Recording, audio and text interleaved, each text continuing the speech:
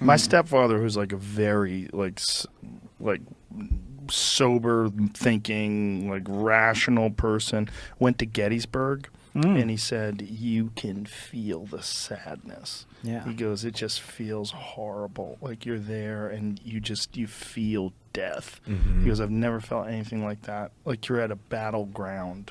And, you know, even though it's 200 years ago or whatever it was, less than 200 years ago, you feel it. He goes, you can feel it. He goes, I had to get out of there. Yeah, that's the thing with some of these places. It's not necessarily like, oh, like, you know, immediately just like, oh, yeah, this is spiritual energy or whatever like that. But it's just heavy. Or it's just like you feel off when you go into these places. Like as soon as you stepped into the Conjuring house. Have you ever seen the Conjuring movies? Yes. So they're actually based on a real house in Rhode Island. And that was one of those places that we had walked into and you were like almost getting nauseous. I almost threw up. And I'm not... So what's interesting about the paranormal and what we've learned the past 4 years is that it affects people differently. Some people can see stuff. Some people claim they're mediums and can communicate more. I feel like I have more of like an empathic, like almost like I just feel worse like whenever there's something around. And so when we first walked into the Conjuring house, like there was a point where I thought I was going to throw up and I was looking for exits. What's the real story behind the Conjuring house?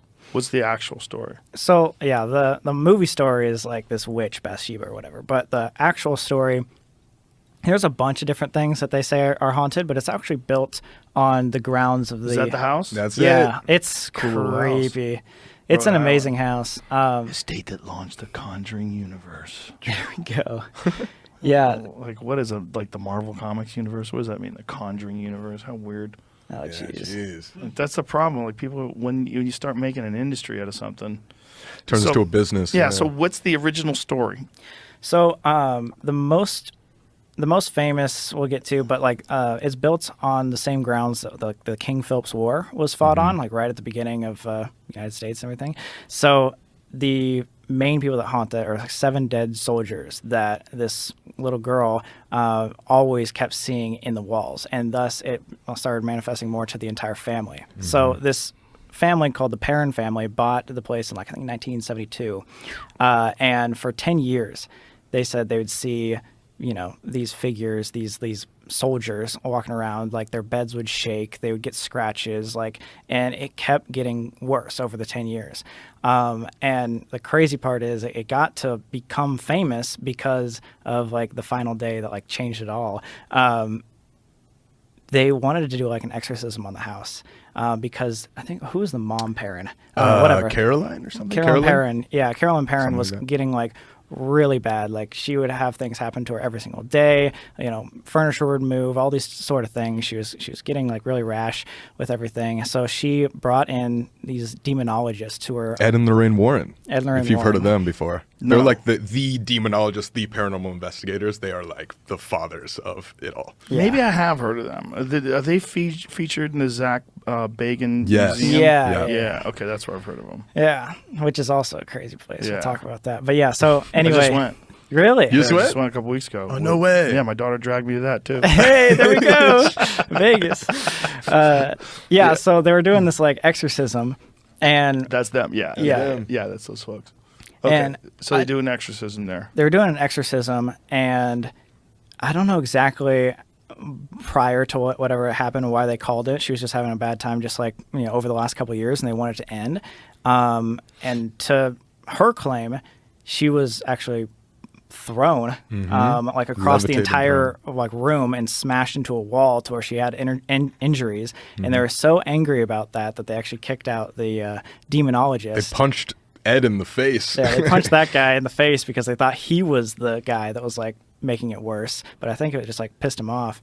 And so that thing. When you say they punched him in the face, you mean the ghost punched him in the face? No. The Perrin The family. dad, Sorry. the dad did. Or Oh, something, okay. yeah. I The was Perrin like, what? family was like They're getting assaulted? the Perrin family. Yeah, was like really They punched upset. him in the face because he thought that he threw the wife across the room? Or Yeah. he was He responsible thought for it? they made it, or he was there, and like the exorcism that he was conducting made it more angry, which in turn hurt his wife. Oh, so he got angry. He was like, but "Stop you doing this." Brought him Punched in. him. Yeah, exactly. Exactly, It's like yeah. hiring a priest Sell and the then house, punching bro. a priest. Right, It's like, right. Move. Yeah, exactly. What the fuck is wrong with Move you? down the street. Punching people. Come on. So The Perrin family actually wrote a book about that, and Really? they say the Conjuring movies actually don't do it justice of all the things that happened and all the movements and the craziness that happened in that 10 years that they lived there. They were Really? like, in the real life, actually experiencing it and the trauma that they went through, they say it's like 10 times worse. Yeah. Than And so they feel like it was dead soldiers, like murdered soldiers on the battlefield. Somehow or another, sure. that's Well, here's where it gets interesting is they don't know what it is, but they believe it is something more evil or demonic, whatever you believe in, that is like controlling all of these like soldiers and stuff and trapping them. Movie goes with that's a person named Bathsheba who was like a neighbor who everybody just thought was a witch.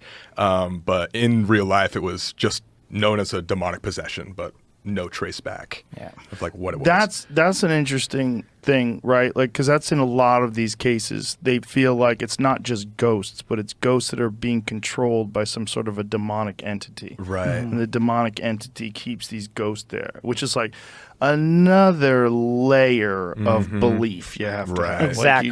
Like, don't just believe that maybe when people die, their energy gets left behind, and then maybe that energy gets controlled by demons. Exactly. It's like, oh my God. It's now like we're another level. We're so into crazy now. Yeah. I don't know if I'm willing to go there. It gets meta. It gets very meta. But if you did encounter a demon, nobody would fucking believe you. And then hell you would no. be trapped. You would be this person who for the rest of your life, oh, there goes Bob and his fucking demon stories. Yeah. Like no one would buy it. But exactly. Same if- thing with aliens or Right. anything. Like Yeah, anything you right. see that are outside of this like logical Physical world. normal daily encounters. Yeah. Yeah. Anything outside of that, Bigfoot, anything. Anything where you see things. And there's been many times that people have seen things that they swear were real.